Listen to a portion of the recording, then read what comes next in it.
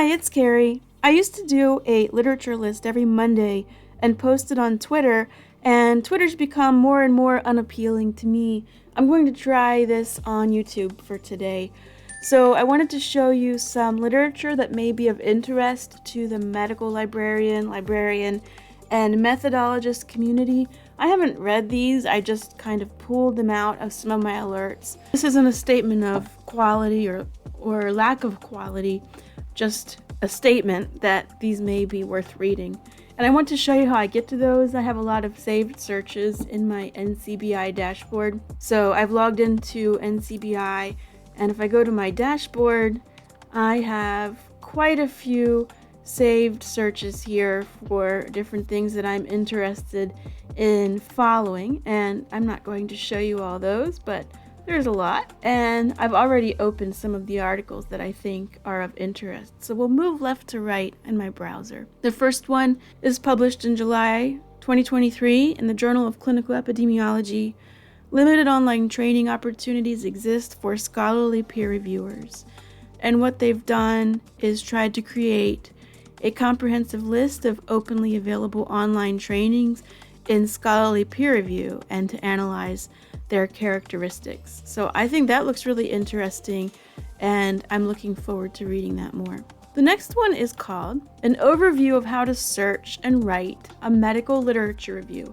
Now, this stuck out to me because I'm really interested in literature reviews, particularly systematic reviews, and I'm glad that this author didn't say systematic review, because when I do look at the abstract, this author has mentioned PubMed, which is a platform that contains Medline. They've also mentioned Medline, but then they've mentioned Ovid and EBSCO, which are platforms, not databases, and that's discouraging to me that this would have been published without somebody pointing that out, because everybody's subscription is different based on their institution, and these aren't things that we search per se. These are vendors for the databases that we search.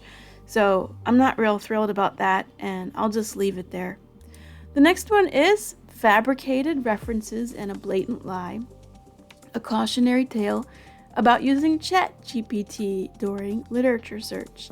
And unfortunately, there's no abstract. I didn't look to see if I could get to it or not, but I think that could be interesting based on how much we've seen about ChatGPT recently, and unfortunately, I don't have access. The next one is called Enhancing Research Inclusion, the Importance of Gray Literature Searches. Gray literature is typically anything that isn't traditionally peer-reviewed. Conference abstracts, periodicals, reports, policy papers, things like that. And so this could be really interesting to librarians and methodologists alike. The next one is in Spanish, published in June 2023, The Importance of the PRISMA Guideline. Always of interest to me to see how people talk about PRISMA, the preferred reporting items for systematic reviews and meta-analyses. Unfortunately, I don't read Spanish. The next one is in BMJ Open, July 2023, Identifying Priority Questions Regarding Rapid Systematic Reviews Methods, Protocol for an E-Delphi Study. And here we see they've talked about rapid systematic reviews, what they're usually used for, and how to elicit consensus from rapid review experts on what are the most important methodological questions.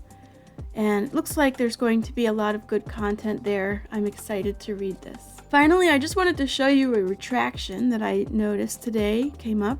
The Journal of Environmental Public Health has retracted the article Hotspot Mining in the Field of Library and Information Science under the environment of big data.